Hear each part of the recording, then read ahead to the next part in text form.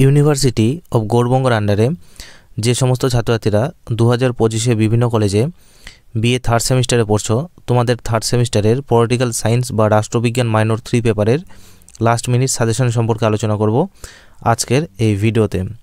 তাই ভিডিওটি তোমরা স্কিপ না করে পুরোটাই দেখতে থাকো।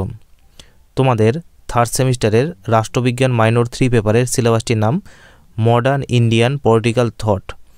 আর এই পেপারের তোমাদের মোট 4টি মডিউল বা অধ্যায় পড়তে হয়। আর এই 4টি মডিউল থেকে তোমাদের ফাইনাল পরীক্ষার কোশ্চেনটি করা হবে।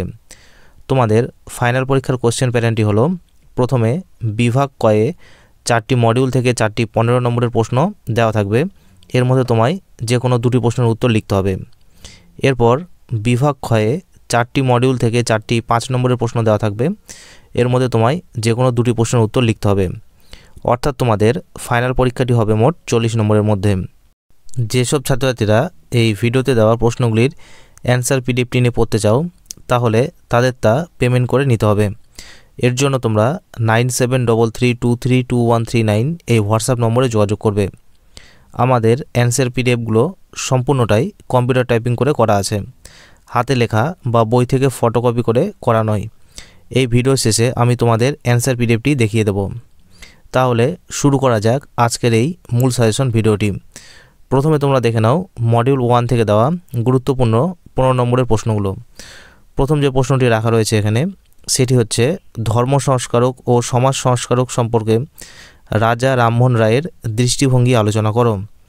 অথবা এই প্রশ্নটি অন্য যেভাবে তোমাদের পরীক্ষায় ঘুরেও আসতে পারে, ধর্ম এবং সমাজ সংস্কারক হিসেবে রাজা রামমোহন রায়ের অবদান সম্পর্কে আলোচনা করো। ভীষণই গুরুত্বপূর্ণ প্রশ্ন। তারপরের প্রশ্ন, আধুনিক ভারতীয় রাজনৈতিক চিন্তাধারার একটি সংক্ষিপ্ত বিবরণ বা পরিচয় দাও। অথবা আধুনিক ভারতীয় রাজনৈতিক চিন্তাধারার কয়েকজন ব্যক্তিত্বের পরিচয় দাও। তো এই দুটো কোশ্চেনে কিন্তু মডিউল 1 থেকে 15 নম্বরে দেওয়া রয়েছে। তোমরা এই দুটো কোশ্চেনে কিন্তু খুব ভালোভাবে পড়ে যাবে। এরপরে দেখে নাও এই মডিউলেরই প্রশ্নমান 5-এর কিছু গুরুত্বপূর্ণ প্রশ্ন।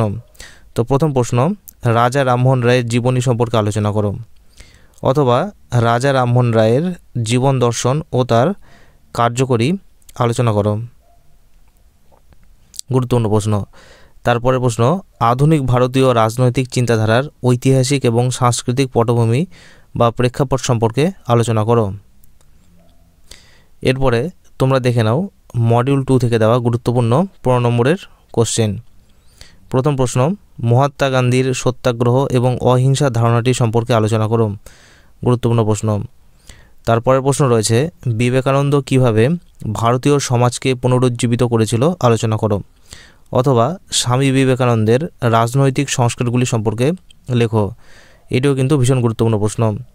তারপরের প্রশ্ন রয়েছে, জাতীয়তাবাদের বিকাশে স্বামী বিবেকানন্দের ভূমিকা সম্পর্কে আলোচনা করো। এবারে তোমরা দেখে নাও এই মডিউল 2 এরই 5 নম্বরের গুরুত্বপূর্ণ প্রশ্ন। প্রথম প্রশ্ন রয়েছে, গান্ধীজির রাজনৈতিক দর্শনের মূল সূত্রগুলি আলোচনা করো। অথবা এই প্রশ্নটি অন্য যেভাবে তোমাদের পরীক্ষায় ঘুরেও আসতে পারে, মহাত্মা গান্ধীর রাজনৈতিক চিন্তার মূল বৈশিষ্ট্যগুলি আলোচনা করো। তারপরে প্রশ্ন রয়েছে, রাষ্ট্র সম্পর্কে গান্ধীজির ধারণা ব্যাখ্যা করো। অথবা এই প্রশ্নটি অন্য যেভাবে আসতে পারে তোমাদের পরীক্ষায়, গান্ধীজির রাষ্ট্র ব্যবস্থা সম্পর্কে মতামত ব্যাখ্যা করো।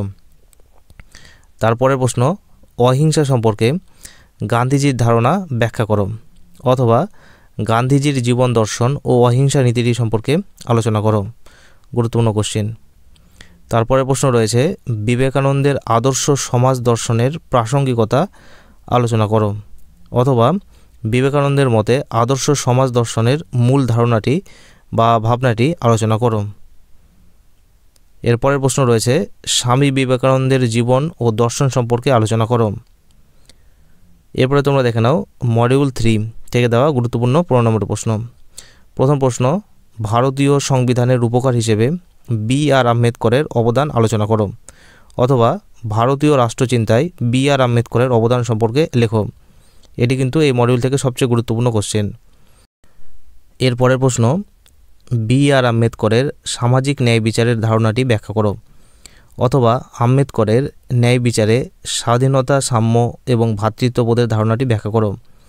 তো এই কোশ্চেনটি তোমাদের 15 নম্বরের মধ্যেও আসতে পারে, আবার 5 নম্বরের মধ্যেও কিন্তু আসতে পারে। গুরুত্বপূর্ণ প্রশ্ন এটি। এরপরে তোমরা দেখে নাও এই মডিউলেরই 5 নম্বরের গুরুত্বপূর্ণ প্রশ্ন। এখানে একটি কোশ্চেনই রাখা রয়েছে, সেটি হচ্ছে দলিত আন্দোলনে গান্ধী আম্বেদকর বিতর্ক বিষয়ে একটি টিকা লেখো। এরপরে তোমরা দেখে নাও মডিউল 4 থেকে দেওয়া গুরুত্বপূর্ণ 15 নম্বরের কিছু প্রশ্ন। প্রথম প্রশ্ন, ভারতের স্বাধীনতা সংগ্রামে বা আন্দোলনে নেতাজি সুভাষচন্দ্র বসুর অবদান সম্পর্কে আলোচনা করো। গুরুত্বপূর্ণ কিন্তু প্রশ্ন এটি।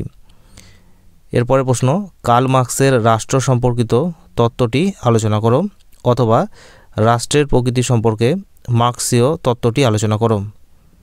এরপরে প্রশ্ন, নেতাজি সুভাষচন্দ্র বসুর রাজনৈতিক জীবন সম্পর্কে আলোচনা করো। এবারে তোমরা দেখে নাও এই মডিউলেরই 5 নম্বরের কিছু গুরুত্বপূর্ণ প্রশ্ন। প্রথম প্রশ্ন রয়েছে, মার্ক্সের রাষ্ট্র সম্পর্কিত মূল সূত্র বা নীতিগুলি আলোচনা করো। গুরুত্বপূর্ণ প্রশ্ন। তারপরে প্রশ্ন রয়েছে, কার্ল মার্ক্সের ঐতিহাসিক বস্তুবাদ তত্ত্বটি আলোচনা করো।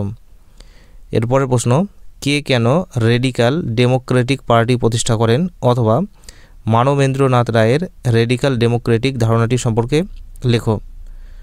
তো এটি কিন্তু গুরুত্বপূর্ণ এখান থেকে। তারপরে প্রশ্ন রয়েছে, নেতাজি সুভাষচন্দ্র বসুর জাতীয়তাবাদ সম্পর্কিত ধারণার উৎস সম্পর্কে লেখো। তারপরে প্রশ্ন রয়েছে, ভারতের বামপন্থী ভাবধারা ও আন্দোলনের প্রসারে মানবেন্দ্রনাথ রায়ের অবদান সম্পর্কে লেখো। তাহলে এই ছিল তোমাদের বিএ 3rd সেমিস্টারের পলিটিক্যাল সায়েন্স মাইনর 3 পেপারের সম্পূর্ণ সাজেশনটি। এবারে তোমরা দেখে নাও এই সাজেশনের অ্যান্সার পিডিএফটি। তো সাজেশনে যে প্রশ্নগুলো দেওয়া রয়েছে তারই কিন্তু অ্যান্সার এই পিডিএফে করা রয়েছে। তো যারা এই অ্যান্সার পিডিএফটি নেবে তাদের তা পেমেন্ট করে নিতে হবে, এবং এর জন্য তোমরা 9733232139 এই হোয়াটসঅ্যাপ নম্বরে যোগাযোগ করবে। তাহলে কিন্তু তোমরা এই অ্যান্সার পিডিএফটি পেয়ে যাবে। আর আমাদের এই অ্যান্সার পিডিএফটি সম্পূর্ণ কিন্তু কম্পিউটার টাইপিং করে করা রয়েছে। আর এই ভিডিওটি যদি তোমাদের ভালো লেগে থাকে তাহলে ভিডিওতে একটি লাইক করে দেবে। চ্যানেলে নতুন হয়ে থাকলে চ্যানেলটি সাবস্ক্রাইব করে পাশে থাকা বেল আইকন ক্লিক করে দিও পরবর্তী আপডেটগুলো নোটিফিকেশন আকারে পাওয়ার জন্য। আর এই ভিডিওটি অবশ্যই তোমরা তোমাদের বন্ধুদের সঙ্গে শেয়ার করে দিও, যাতে তারাও এই ভিডিওটি দেখে উপকৃত হতে পারে।